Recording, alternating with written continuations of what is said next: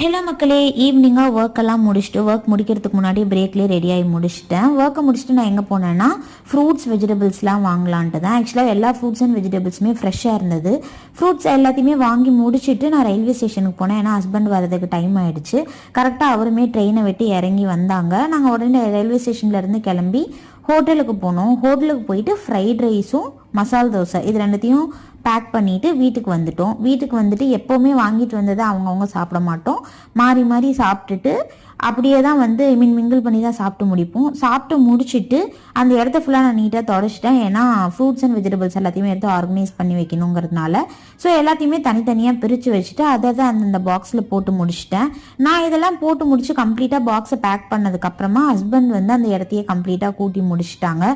So sharing முக்கியம் இல்லையா, அதனால தான். அதுக்கப்புறம் நான் எல்லாத்தையுமே எடுத்து ஃப்ரிட்ஜில் வச்சு கம்ப்ளீட்டாக அரேஞ்ச் பண்ணி முடிச்சிட்டேன். இப்படி தான் என்னோட ஈவினிங் போச்சு. Tata bye by.